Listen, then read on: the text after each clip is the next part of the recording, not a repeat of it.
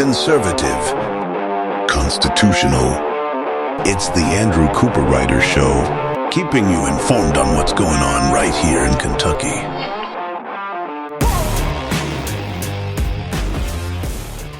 And welcome, everybody, to the Andrew Cooperrider Show. I hope you're having a wonderful Tuesday. I've got a big Tuesday in front of you, an exciting day. Thank you for tuning in.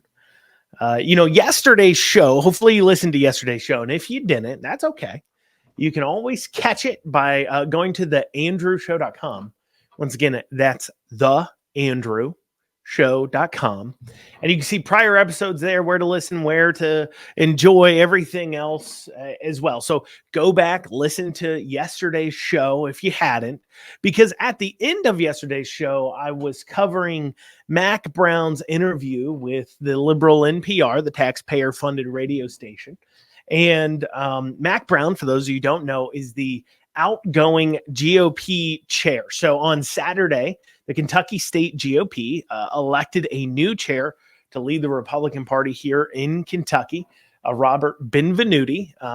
We'll see how he ends up and turns out. We'll see if we can maybe get him on the show at some point here and see what his vision is for the Kentucky Republican Party. But Mac Brown, the outgoing chair, was giving an interview, and yesterday we covered, he talked about the governor's election. He talked about this division in the Republican Party that he's causing. He didn't say he was causing it, but clearly when we see what he says, we know he's causing it. He talked about how Republicans need to murder babies more often because, if we don't sacrifice children at the political altar, well, one day something might happen decades from now that Republicans won't be in power in Kentucky.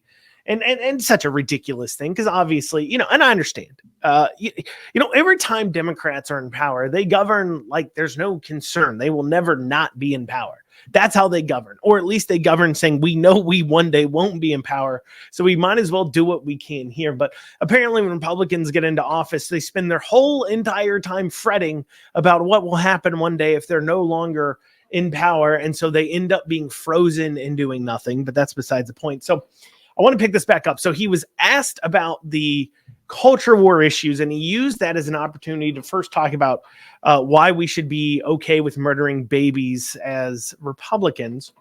But then when he does finally get around to answering the question they asked about, and he was specifically talking about the announcer that was asking about the Republican Party's quote unquote attacks on LGBTQ folks, quote unquote attacks, basically saying, hey, look, I don't think, giving drugs to minors and jobbing their genitalia off just because they think they're a different gender is healthy or mental health care. But, that's now a tax, having common sense, which has been how it's always been.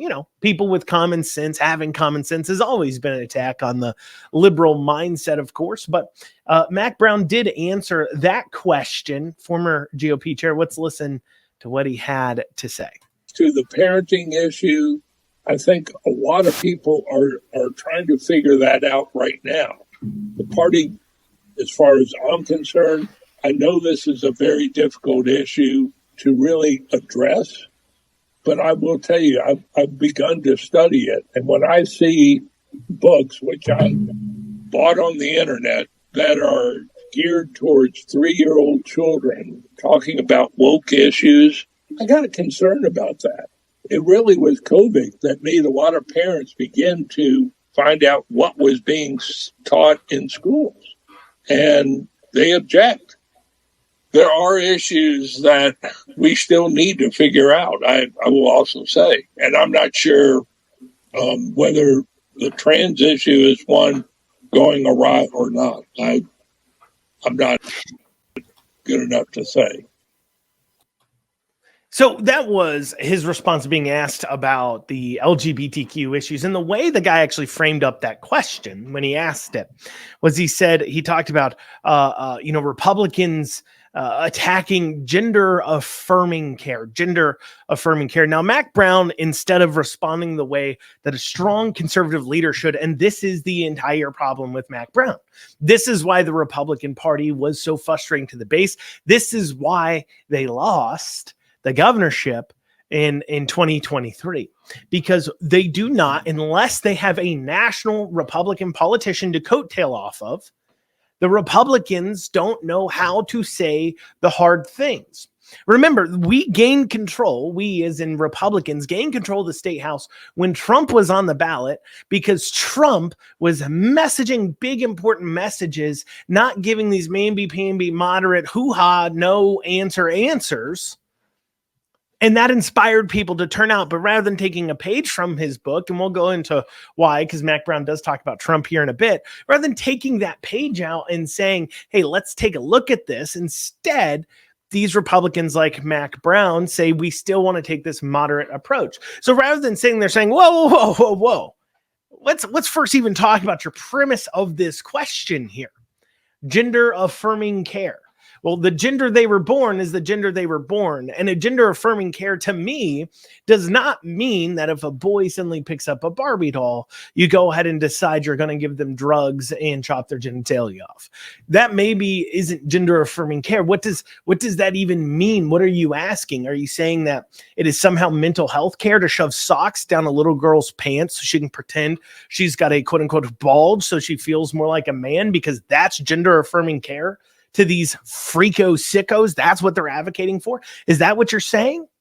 But he didn't respond in that way. No, a clear and concise way that attacks the issue at the very heart. No. He can't do that. Why? Because he's not really all that conservative. He doesn't actually know what it's like to fight on the front lines of conservatism. He just knows what it's like to fight on the front lines of elections. That's all he cares about. Team red shirt versus blue shirt. There is no greater belief or conservative values that he's basing his standpoints off of.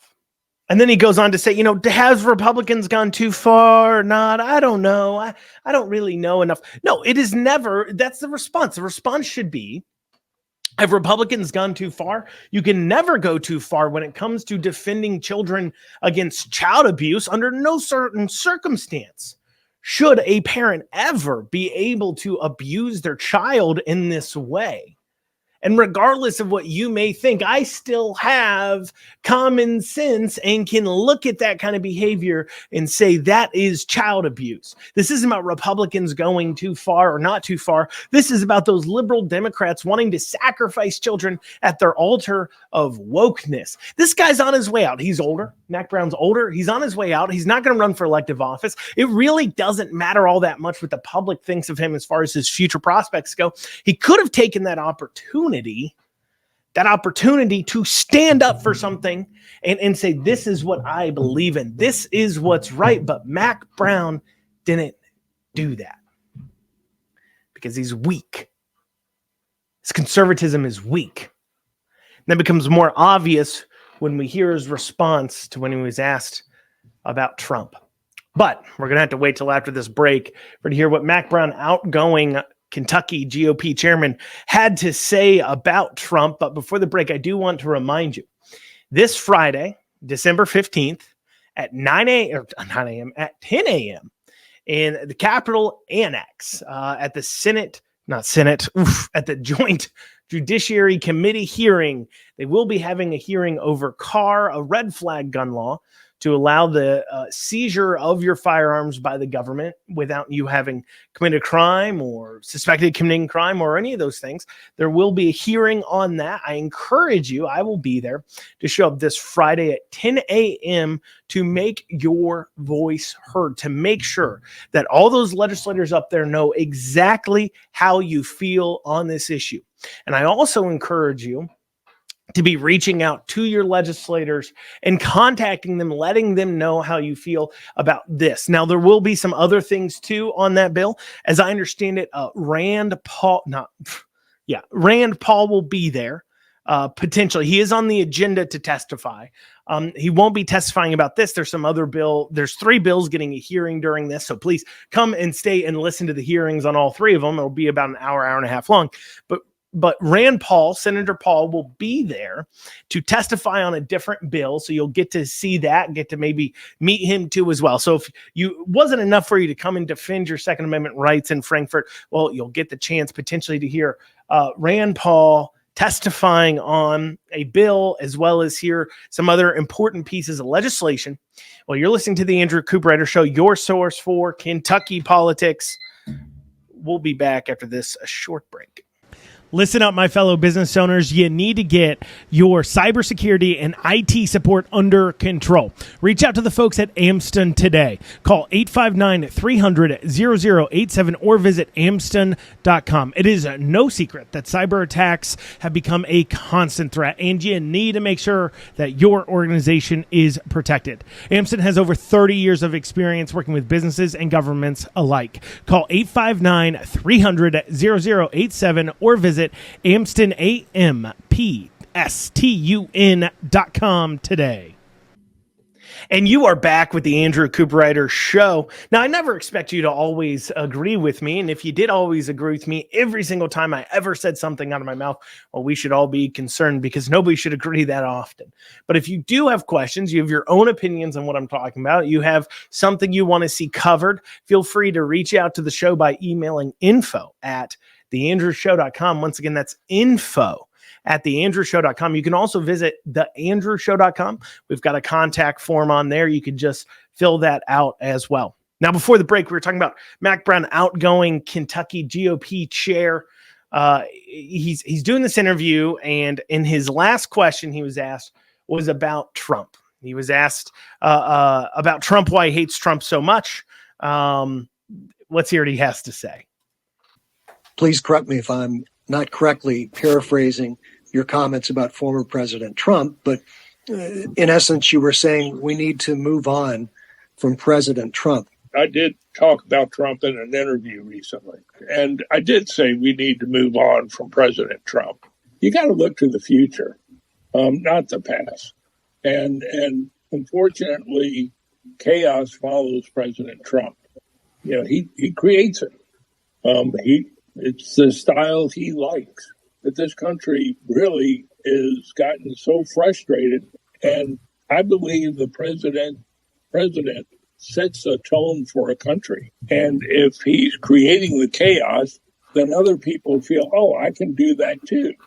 And I can go scream and yell at somebody, and I can go beat them up. That doesn't work. We got to move forward. We have good candidates out there. And if we do move forward, the party will start winning. And it's not a matter of winning or losing, but it is, we'll move forward with good people. I'm amazed how we've gotten ourselves into this spot. The only reason why we're not out of it is because President Trump is trying to drag us backwards. Comes to the parenting issue, I think a lot of people are trying to figure that out right now. And so that was Mac Brown talking there about Trump. And he said a few things, right, that really bothers me that I want to zero in on. First, he continues to push this idea that's pushed out there by liberal media as well, that chaos follows Trump around, that he creates chaos, right? And I got to tell Mac Brown, you know, any single effective Republican in office will be perceived as chaotic by the liberal media because they, of course, will say he's chaotic. He doesn't know what he's doing. He's crazy. He's whatever, because they want to castigate the very thing that he's doing as bad. Any effective conservative. It isn't just because of Trump. It's because Trump is an effective conservative. He's effective in voicing it in a way that resonates with large amounts of people. That's why he won in 2020. That's why Kentucky saw flips to the Republican Party, because he brought out a belief and a standpoint that people could resonate to. But yet that same belief and standpoint, Mac Brown says, oh, that's just chaotic. Doing actual conservative things and standing up for conservatism, standing up for the Republicans, saying that I will fight back. I won't just give lip service to how bad all the liberals are. I actually want to stand up and fight back against it. Well, to Mac Brown, that creates chaos, because if he wasn't effective, this is how you know he's effective, that Trump is somewhat effective in destroying this liberal standpoint, they wouldn't be attacking him. He wouldn't be a threat to them. They wouldn't have spent 4 years trying to impeach him and investigate him.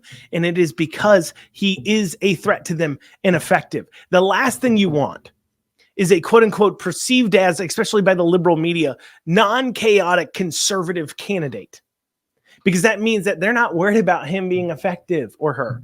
They're not worried about them being effective. They're not worried about them accomplishing anything. There's nothing to care about.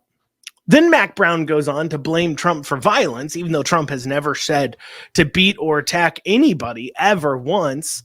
But for some reason, he says that, well, Trump's creating that chaos and that rhetoric. Then people think, well, I can go beat him up. So that's okay because Trump said so. Well, Trump has never once said it. But of course, that doesn't stop Mac Brown from saying those kinds of things casually, too. I mean, that's a big charge to claim Trump is leading to violence. That's a big charge to make. And Mac Brown just makes it without any evidence, any proof. You know, a good interviewer, but of course, this is a liberal interviewer, so he's like, yeah, okay. But a good interviewer would have said, Matt, can you back that up with anything? When has Trump ever said, I want violence?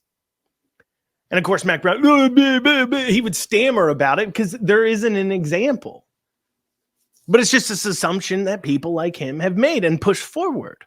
And then he goes on to say the party will continue to lose. The party lost in 2022 and Trump wasn't on the ballot. I get it. Trump gets blamed by all these neocon, moderate, quote unquote, moderate liberal Republicans that have infected this party over the years.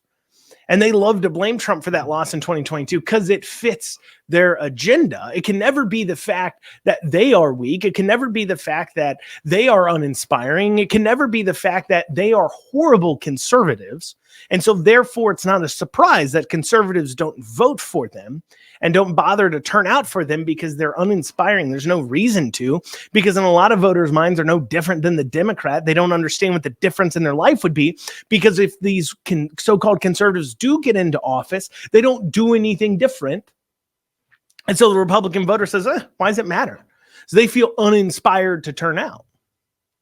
Because we want more than just some words. We want some actions and words. And we're paying attention. Large amounts of us actually do pay attention to how you say things to indicate to us whether or not you're meaningful and whether or not you're the real deal. And when we know you're not, there's no use in us bothering to turn out. That's the thought process. I'm not saying I have that thought process. I'm just telling you that's what it is. It isn't Trump's fault. It's your fault. But they can't say that, because if they take the blame for why they suck so much, well, then that would require them to change.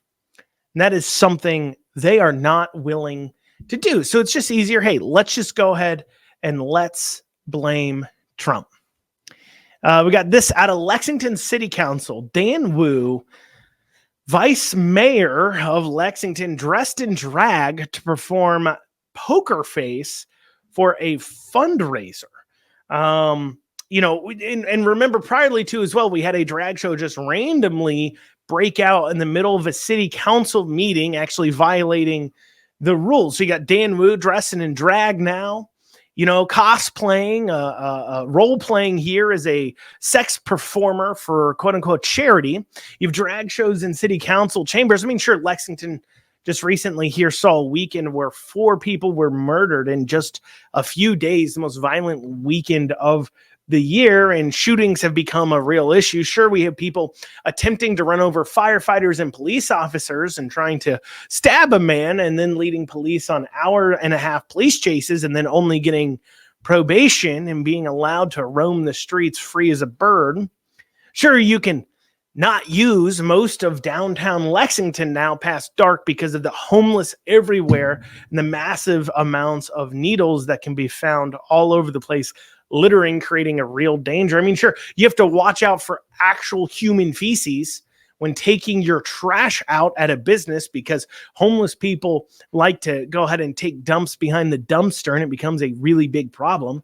I'm sure you have to, you know, worry about, if you're a business owner, criminals harassing your customers, making it almost impossible for you to do business, making it unsafe and scaring away individuals from ever frequenting your business again. And sure, yes, roads in Lexington are tore apart, potholed everywhere, heavy traffic, horrible flows. And yeah, we do have a massive shortage of police officers by the hundreds. However, while taking time away from not addressing those issues, because of course his schedule's very busy with not dealing with that.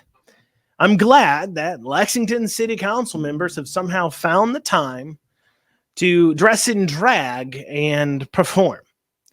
I'm glad we elect people who I just love it. I love the fact that the people of Lexington love electing sexual performers, people who like to role play as sexual performers in public. I mean, that tells us, what kind of really level-headed mind these people have. They're clearly not mentally ill at all because, of course, in the past, before yesterday, like within the past 10 years, these same people in Lexington who voted for Dan Wu would have thought that somebody who gets their kicks from cross-dressing is mentally ill and probably not very deserving of holding elected office.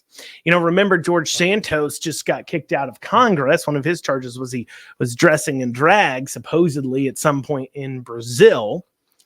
But these same people that just 10 years ago would have said, yeah, that is the sign of mental illness, have been so brainwashed that Dan Wu views it as a positive, as something that helps him in his re-election efforts, that he would engage in cross-dressing behavior like this. And this thought process bleeds into other issues in Lexington. Things like, the fact that at the director and deputy director levels, you do see a pay disparity, and it's not a pay disparity between, women getting paid less than men. No, instead it is diverse people versus non-diverse people at high levels of management within Lexington are getting paid significantly more. If you're white and straight and male, well, you can expect to get paid less doing the same job at high levels, the political appointee positions, than you can for being a diverse individual in Lexington. That is how they're using your tax dollars. But, at least we have a vice mayor dressing in drag. We'll see you all here in just a few short minutes. Got to take a break. As always, if you want to reach out to the show, feel free to email info@theandrewshow.com. Once again, that's info@theandrewshow.com. We'll see you here in just a few short minutes. Lexington Overstock Warehouse is Central Kentucky's best source for stylish new home furnishings. Don't pay retail. With our low overhead operating structure and big name brands, we offer the absolute best values on new furniture for every room. Shop online anytime at LexingtonOverstockWarehouse.com or visit our weekends only showroom located at 156 West Tiverton Way. Right now, for listeners of this show, we're offering a special discount for our online customers. Use coupon code FREEDOM for an additional 10% off your online order today. Lexington Overstock Warehouse, low overhead equals really low prices. In 1969, Norma McCorvey was pregnant with her third child, having already had one at 16, which she gave up for adoption to her mother. And then her second in 1967, she gave up for adoption as well. When she became pregnant with her third child, she came into contact with a Linda Coffey and Sarah Weddington, who had been just dying to run a lawsuit in Texas in order to challenge Texas's abortion law, which stated women could only have an abortion in case of life of a mother. Now, Norma was not raped. Norma had already given childbirth twice before and had adopted those children away, so clearly was used to that process. But regardless, Norma was available to be taken advantage of. So lawyers Linda and Sarah convinced Norma to file a lawsuit in order to try and get an abortion. Now, Norma's case, of course, did not make it through the courts before she ended up giving birth, and she adopted that child out, as she had always planned to. But of course, they didn't actually expect the case to make it through the courts. So you see, Norma already knew what the outcome would be. And so when these lawyers had the opportunity to come across a down-on-their-luck woman, well, they decided they could take advantage of it. These activist lawyers took advantage of Norma and her soon-to-be child, a child that has grown up in this modern age, knowing that her mother sued to kill her in the womb. Now, you may not know who Norma is, but you may know her by her assumed name that she took for this lawsuit, which is Jane Roe, the Roe in Roe v. Wade.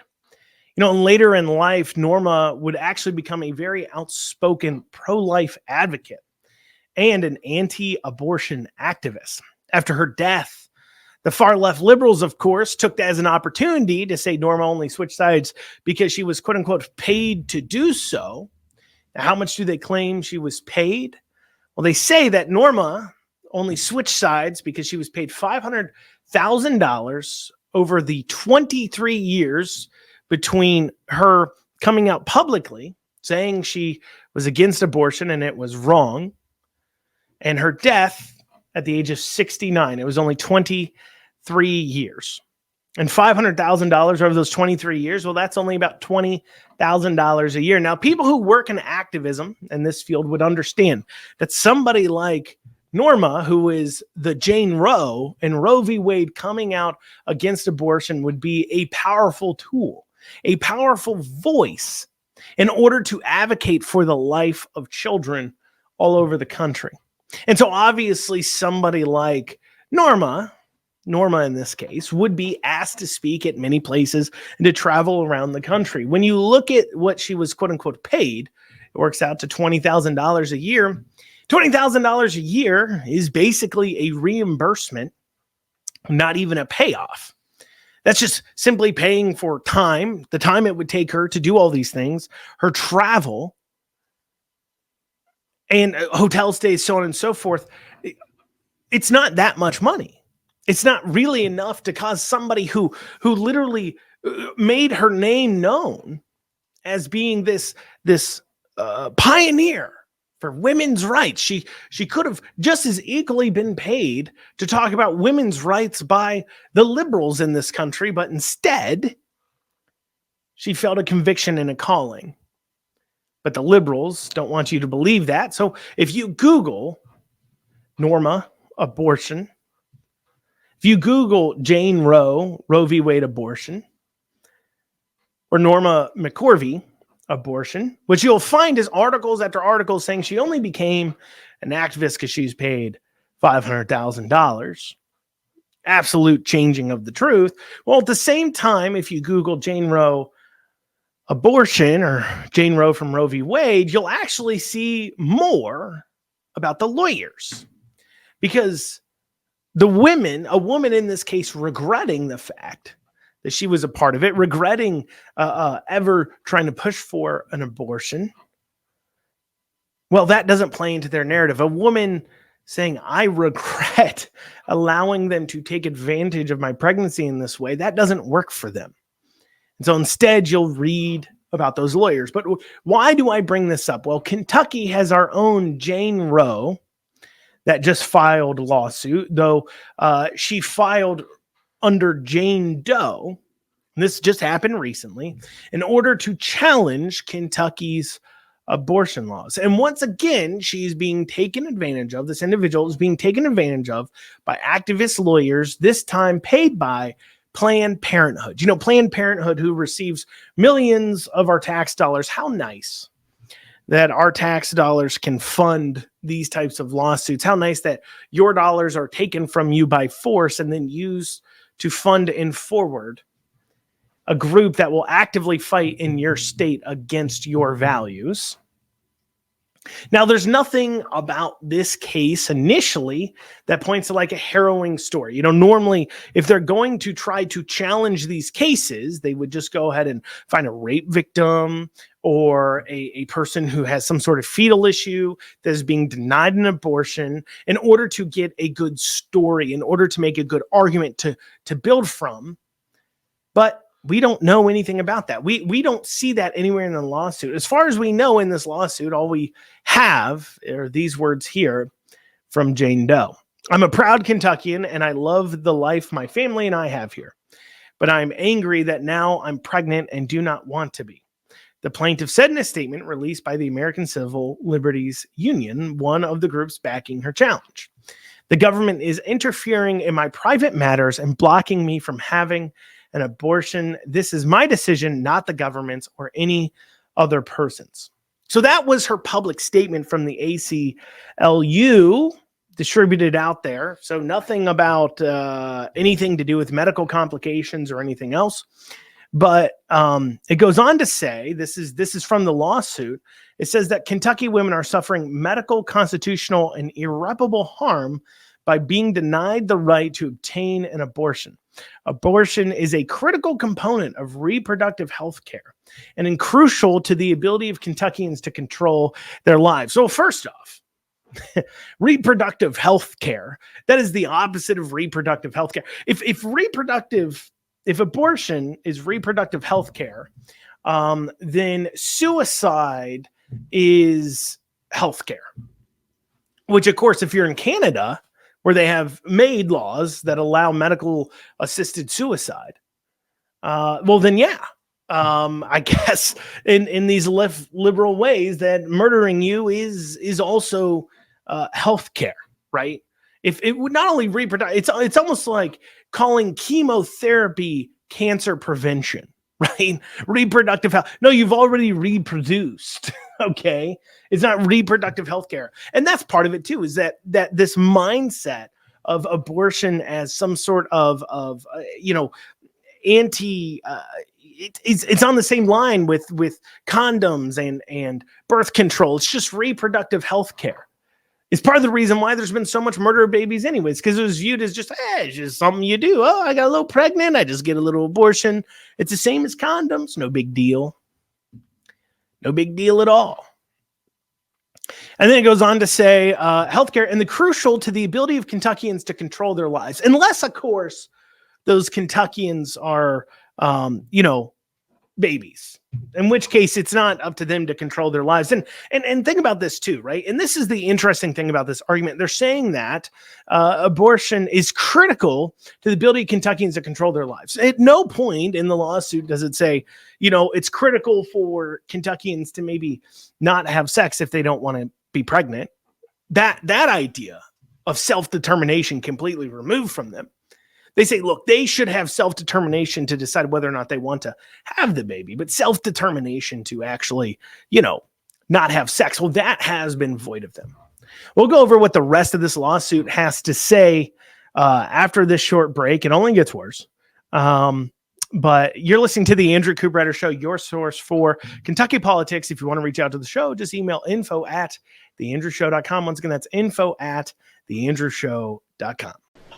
859 Print has local service and low prices. I personally have done tons of business with them. And I can tell you, whether it is getting things printed off, sending direct mail, making business cards, buying TV ad time, digital marketing, they can do it all. And as a special for listeners of this show, they're offering 10% off any and all print services using code RIDER2024. That is code RIDER 2024 for 10% off. Check out 859 Print. You'll be glad you did. And you are back with the Andrew Cooperrider Show. Before the break, we were talking about this lawsuit filed in Kentucky in order to fight against our quote-unquote abortion laws that are robbing women of reproductive health care. As we talked about before the break, that's like calling chemotherapy cancer prevention. It's not quite the same thing. But anyways, going back through this, whether to take on the health risks and responsibilities of pregnancy and parenting is a personal and consequential decision that must be left to the individual to determine for herself without government interference. I agree with the lawsuit on that. That is absolutely up to the woman. And that's why she shouldn't be engaging in sexual relations, especially unprotected, unless she is prepared to deal with the consequences of that. It says whether to take on health risks and responsibilities of pregnancy and parenting is a personal and consequential decision. You know what? If the lawsuit was smart, it would have left off the responsibilities of pregnancy and just said parenting, because whether or not you got pregnant, at least in this situation, because they're not claiming that there's a rape involved currently in the lawsuit, we'll see what they cook up. And I'll go into evidence why I don't think they will claim that. But take on the health risk and responsibilities of pregnancy. You're already pregnant when you get an abortion. You already took on that responsibility when you had sex and got pregnant. That was already a decision you made. And then to say in parenting, is a personal and consequential decision that must be left to the individual to determine for herself without government interference. Well, I mean, government's not forcing her to have sex, are they? No, they are not. So she could have made that decision then, which anyways. But why do these cases now I'm going to tell you. So I told you that I don't believe they don't allege any kind of rape or fetal issues in this. And I don't believe that will be alleged in this.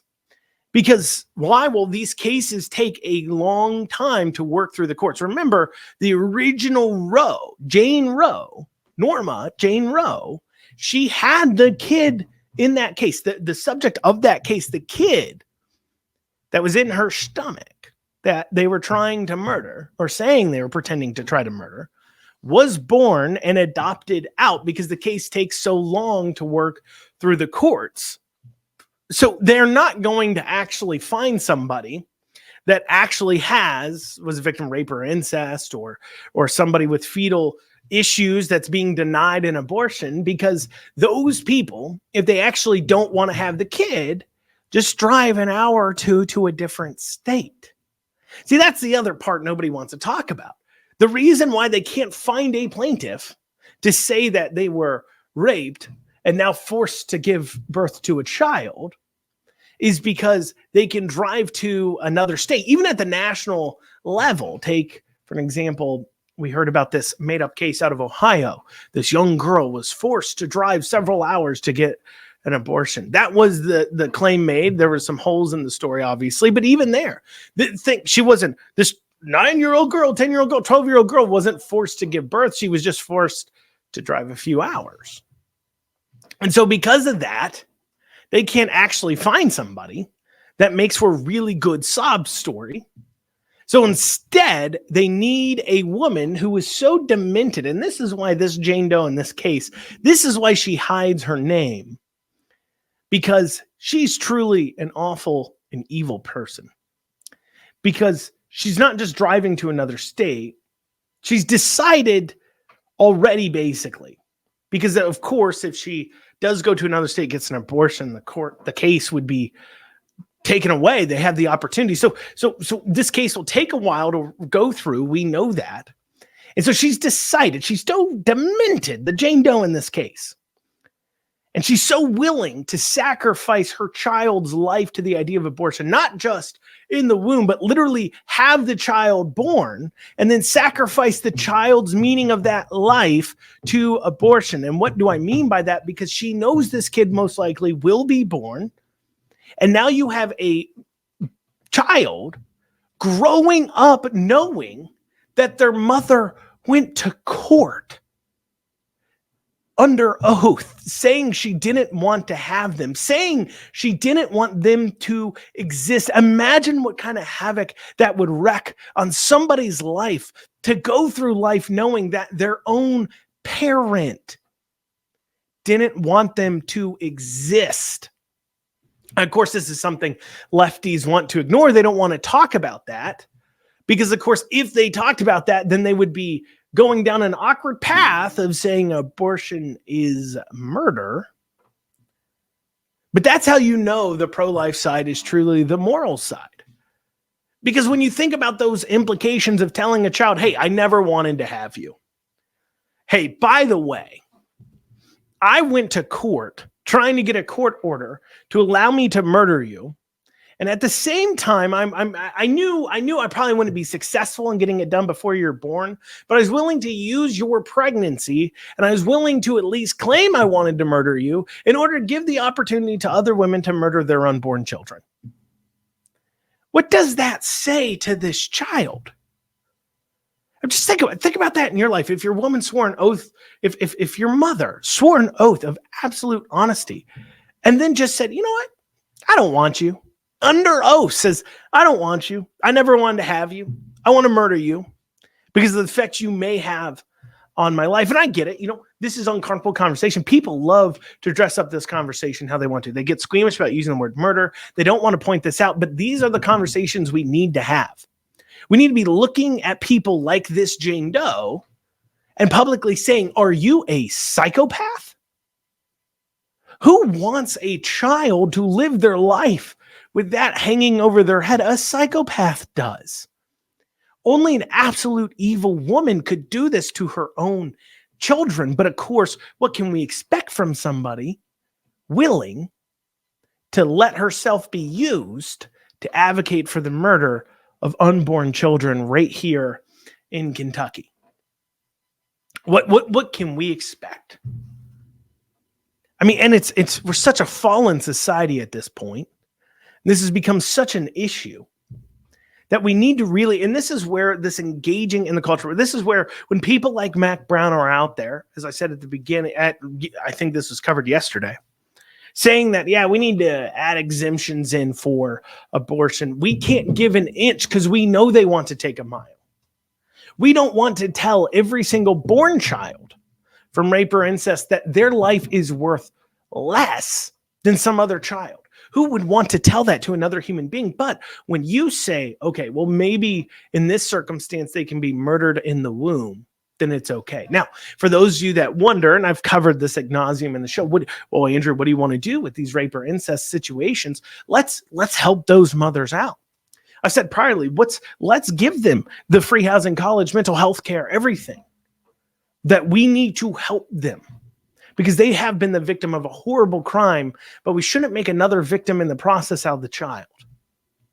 And in order to fund this massive amount of help that we should be giving to those women, horrible victims of the crime, well, we should be charging a fine to every single perpetrator of rape or incest and putting that into the fund to pay the way. Massive fines for those people on top of their jail time. So that way the victims of their crimes can be taken care of. That's a straightforward way to deal with this, with the caring and compassion that's needed, while not at the same time murdering children or sending a message to people that their life is somehow worth less than another.